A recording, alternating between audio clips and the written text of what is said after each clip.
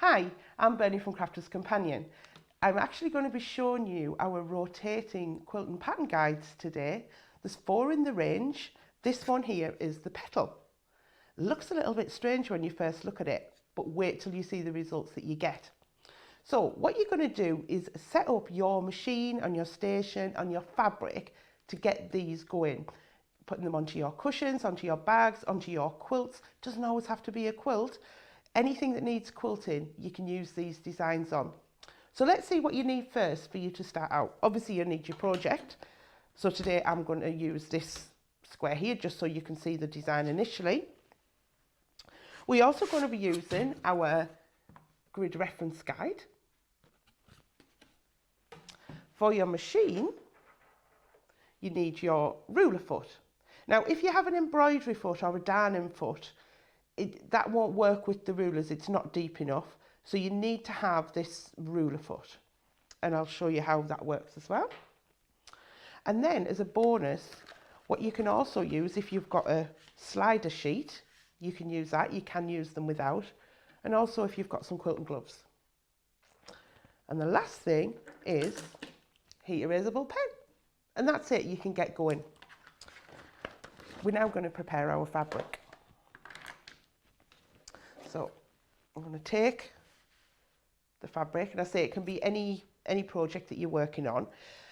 The reference grid has lines on up to a 12-inch grid, and there's slots in between where you can mark the pattern out. So the idea is that you mark out a pattern and then you know where you're going to put your design. And when you see me stitching it out, that'll make more sense. Now the first thing I'm going to do is draw a grid on here. Now for these rotating quilt and pattern guides, you don't need to use a measurement, we just need to draw those lines out. So I'm taking my heat erasable pen. I'm going to dot, there's also a dot in the centre. Now that dot in the centre is really important for the rotating ones. And you can use a chalk marker, whatever marker you prefer to use. Obviously something that's going to come off your fabric.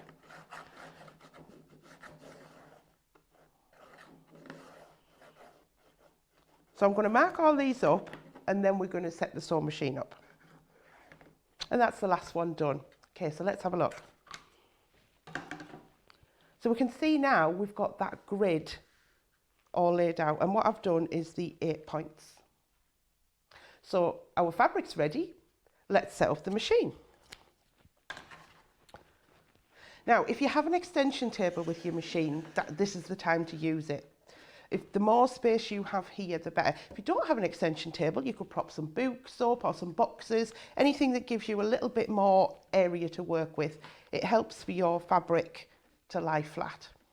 Okay, so I mentioned the ruler foot before. So I've already popped it on the machine, but this is the actual ruler foot here. Normally your machine would have its standard foot on and the ankle. So if you take that off and put that in your box and keep that safe.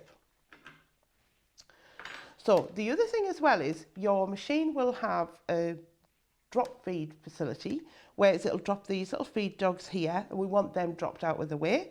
If you don't have that drop feed facility, you just need to put your machine onto stitch length of 0, and you're always going to be on a straight stitch.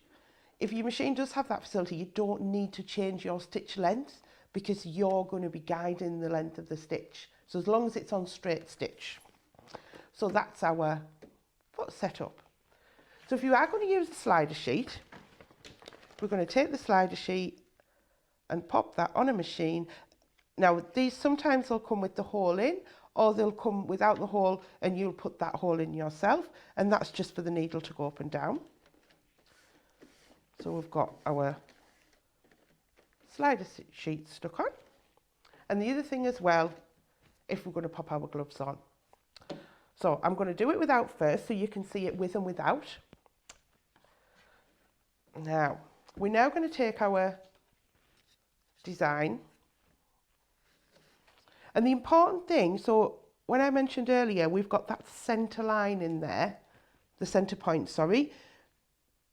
There's grid lines on, so if you can see, let me put some white paper behind. Can we see those grid lines on there? There's a cross. There we go. And this is going to be your key to help you lining up your design. And then we've got that centre point there that's going to help us line it up as well. Right. Okay, so you're going to place your guide. So what I've done is lined up that centre dot there with the dot that I put on. I've lined up my line that I've drawn here with this line on the guide, and then this one up here as well. So it's all centred. We take it to the machine, and I'm just going to actually bring up my bobbin thread. Okay, and we'll pull that up to the top. One little tip, if you find you go to put your needle down and it won't go and it feels like your machine's jammed, it isn't. It just you need to have that lever down on your machine. I do it every time. There we go. All right, so we've got our threads up out of the way. Pull it through the foot and then place this underneath. Oops. And say we're going to line that up on there. Now, because we've got a channel here, this is where we're going to start. So we're going to lower the foot and pop that in there all the time, keeping that lined up. If you need to readjust, it's absolutely fine. And then before you start, we've got the foot down, we're going to bring the bottom thread up. Now, if you don't bring that thread up, what can happen, it can nest underneath and it can catch and it can snap your thread. So it does take a couple of seconds, that's all. Pull that bobbin thread up to the top and then we can start. Let me just chop them. Okay, all right, we're ready to sew. A few little stitches on the spot, that just anchors your thread, and then you can actually cut those threads away. Or unless you prefer to feed them through to the back, it's totally your preference. But while you're practicing, don't worry. It's just so they don't get caught up. So you're going to go to gentle speed. I always go maybe halfway, just over half, if I've got a speed control on the machine I'm using. If not, obviously you can use your foot pedal. And what you're going to do is just move, and you're going to keep that foot just pressed up against the inside area on the guide. So you can see I'm not going too fast, going quite slow. And if you have a needle position on your machine, which I've just done there, keeps your needle down. So if you do need to take your hands away, you're not going to lose your space. Now the other thing as well is you're going to apply some pressure onto the top, but not a great deal, but you want it just quite firm because your guide is going to move with your fabric. And then you're going to continue round all the way till you get to the end and then stop. Pop your needle down. Now this time we're going to move the guide, and we can see we've got this big area here that helps it move, and we're going to position it the opposite side. So we're going to, the same again, line the centre dot up, line your lines up across here and the one across here. If it's a little bit over, honestly, don't worry. You will not see it once you get the project. And then you just, again, follow that guide around until you get to the other end. And you just button that ruler foot up against the side of the guide. And then we're going to stop there. Oh, needle up. Lift, and then we're going to take out. So if I trim that one, I can show you this first round. There we go. So we've got that first shape. So you could actually do that shape all the way along on your design if you like, but we're going to do a rotating pattern. So I'm just going to, again, cut the thread underneath because we don't want it to catch. And we're just going to pop it around, and we're now going to do this opposite side here. And it's exactly the same. So we're going to line up, so that centre dot, you see how that centre dot now becomes really important. Back up under your machine. Now you can start at this side if you prefer. You will get to whichever way your preference is to start. And then Now remember to bring my thread up.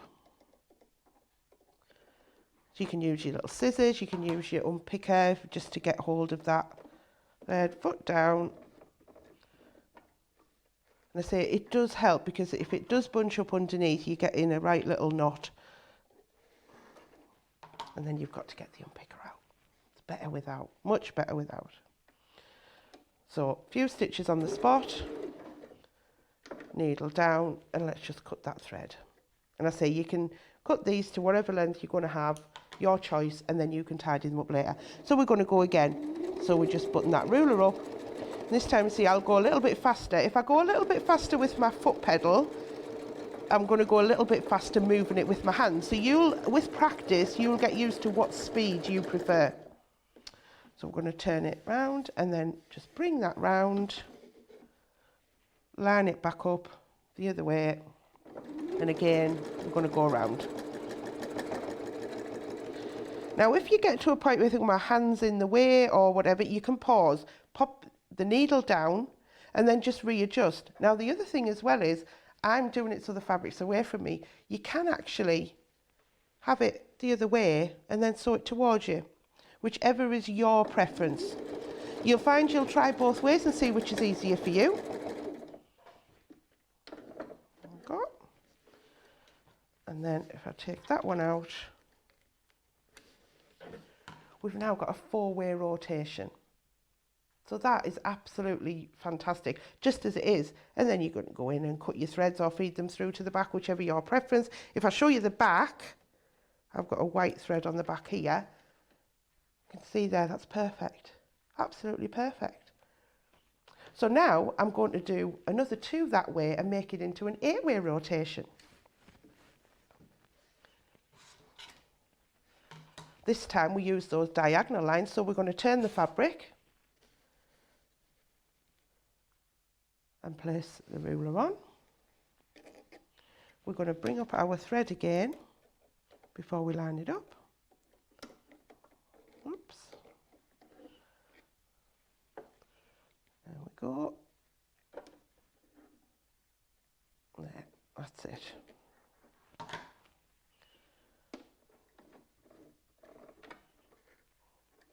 All right.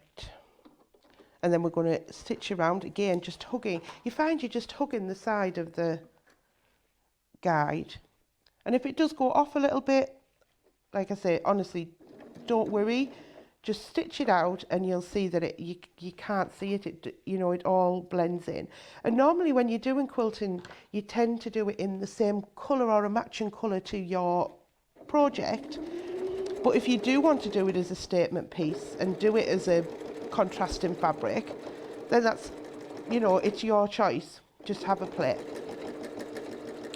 So get to their needle down. I'm going to rotate the tool. So you can see how easy it is. And it's a really big pattern as well. So this fabric that I've got here is 13-inch square. So you can see how if you're making a quilt, for example, and you've made it of 12-inch block, this design is going to fit one block. So if you've got 12 blocks, you've only got 12 designs to do and your piece is quilted. So let's take that one out. And you can just carry on doing as many as you like. And when you get the instructions for the packaging as well, you'll see all these are detailed on there as well. So you don't have to worry that you'll forget which order you do it in. Now this one I'm going to actually do starting it from the other way. And it shows it doesn't make a difference. I'm just going to pull that thread up. We always have lots of threads around. That's part of being a sewer, isn't it? So line it back up. A few stitches on the spot. Cut the thread. And you see how you can get into a routine. So what I haven't done yet is pop the gloves on. So I'm just going to pop the gloves on. You see there, I've had no issues with there. But if you find that you struggle and it's slippy, there is our anti-slip technology on these rulers as well. So that helps. But also, you can also put some of our spray and stay on, the blue can. That one's fantastic and it gives even extra grip if you do find that your ruler's slipping. So with our gloves that we have, it's like a rubberized edge on, so it just helps a little bit more grip. But some people prefer without. To be honest, I'll use them when I remember, or I'll start doing it and think, oh, I haven't done it. That's it. And then we've got, needle down, one more. I wasn't sure if I had one more. So it shows you can turn your fabric as well, if you prefer to turn your fabric. We're going to line it back up. And then we will have finished this one design. It literally takes minutes. All the way back down. There we go. And if I take this out now, we will see, my threads, we have our 8 rotation petal. Isn't that brilliant? Now I was talking to you about doing a 16 as well. Let's have a go at that one. Let's pop the machine away. Oh, cut my thread.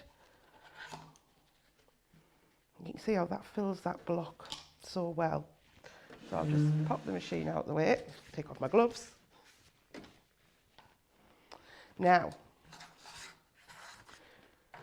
to do the 16 rotation, this is where we're going to get the grid again. Now on the grid, if I turn this over, you'll be able to see on the grid here, although we've got those lines, the grooves that we drew through before, if you see in between each one, there's also another line all the way around. So what you do is go to your 8 grid that you've drawn. We're going to rotate, and the lines on the reference guide will line up with your previous lines that you've drawn, and that centre point will line up as well. So what I'm going to do now is I'm now going to draw back in those grid lines again, so that gives us those 16 lines. So let's do that now. Oh, one more thing as well. How could I forget this? Let me just pause a second. Let me get this tool again. So when you see the shape, we've been sewing around this curve here, but we've also got this inner curve that you can sew around. You're going to use exactly the same method, but you're going to get a totally different shape. So you're getting a 2-in-1. Anyway, let's get back to that grid drawing. There we go, all done. So we can see now we've got those extra lines. And what you'll also notice is where your line goes through, it actually goes through where the petal pattern intersects. So you can see how even that is. So now what we're going to do is the pattern again, and it's going to come round and it's going to fill all of those gaps. So we'll go back and get the machine. Oops. And it's basically a repeat. You're just repeating the pattern. So once you've sussed the first bit out and you've done the first one, that's it, you're winning. Let's get the tool. And let's line it up. So which one shall we start on? Let's go to this one. So I'm lining up that centre dot, and then I'm lining up that cross on there. Down, and then we're going to get that thread up to the top. We don't like bird's nests, and it takes time to unpick, and then that's valuable sewn time, so it takes, let's say, a couple of seconds to pull that up. And I tell you what, this looks absolutely fantastic in as well if you have any variegated thread. That's really lovely. So I said, just try it, just experiment. I always use the same colour top and bottom as well. Okay, so we set up, and I say we're just going to go around, we're going to hook the side of that guide, and if it goes a little bit off, really do not worry. That's it, a couple of stitches, and then turn the tool round, or turn your fabric round, whichever you prefer. Line it back up again. So you can see when we did those lines off the reference guide, we didn't measure them, we just literally drew the lines, because reference guide is just to plot, basically, on for these ones. The measurements are all done in the guide. Oh, needle up. That one, cut the bottom one, and then go to do the next one. And if you rotate it and get mixed up of which one you've done, you can tell when, as soon as you put the guide back on, because you can see that you haven't stitched on that part. So you honestly cannot go wrong. The links for the video will be on the packaging as well. So you'll be able to find me again. So you can watch me again once you've got it home. Okay, feed that up. A few stitches on the spot. Some machines might have a fixed stitch on as well. That does the same job. Just anchors those stitches when you start. And go around. And I say, just take your time. You know, if you find your hands are in an awkward position, just stop and reposition, regroup. I say, I always go a medium speed. I don't like to go too fast. It's slow and steady wins the race. Slow and steady wins the quilting pattern guides. Don't know whether that'll catch on, but of course I'm just going to pause there.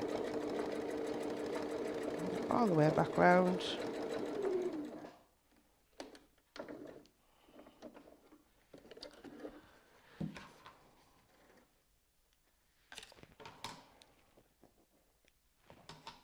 And if I flip that over there, can we see how that's forming? You can see how we've done the two there. So I've got two more to go.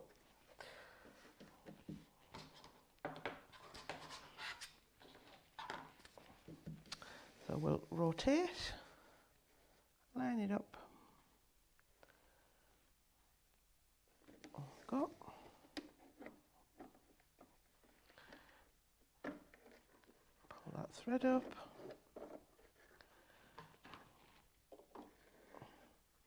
Just think of all the projects that you can put this on. Like I say, the main ones you're going to start with is your quilts, because that's where most of us do any quilting. But I say any sort of little table runners courses, even making small projects to give them a go. Or how about doing a set, say a long table runner, and any of the ones that say in this range we've got 4 different shapes. You could do one of each along and have it like a quilting pattern guide sampler. So if you actually do where you're making for people and you're quilting for them, you can show them that sampler and say, well, these are the ones I've got. Would you know, which one of those would you like? And they can see what design's going to be on the quilt.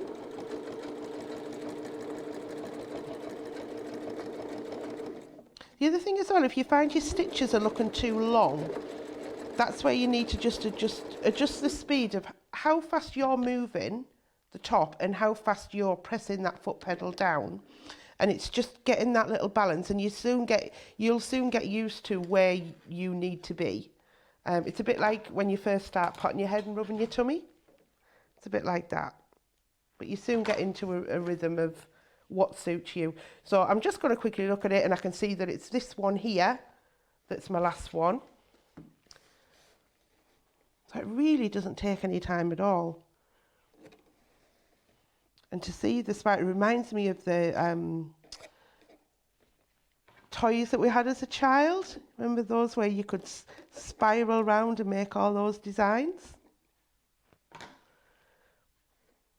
The other thing as well, when you do get your ruler foot, just double check whether you need a high shank or a low shank for your machine. Your manual may tell you. If not, you can ring up your manufacturer. Most domestic machines are a low shank, but it's always best to check before you purchase it. Okay, so a few stitches on the spot. And then just make sure I've got that line back up, and then we're going to go. So we're now on our last round to make the 16 rotation.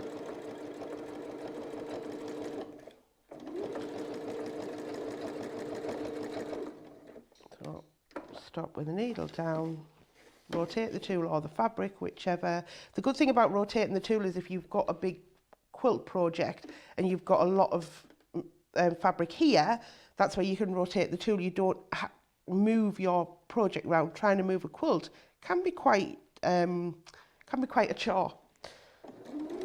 So because these guides are made to actually fit, especially we have them to fit our machines, which are pretty regular sizes for sewing machines, you can do that. There we go. So let's have a look at the finished result. Right.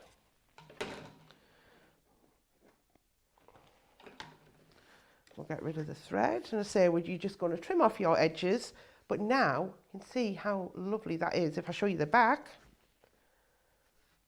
see how effective that is. You're just going to snip your stitches, and then that is your block or your coaster or your mat, whatever you're doing is actually complete. So here's a little project that I've made. It's just a little table runner. Now this here has just got some straight line quilting on, but this is where you start to think about your shapes, because if you think about, we did that reference guide with the lines. With this block here, we've already got the lines on. So this is where you can use that crosshair line on the actual guide to line up of where you want to put your designs.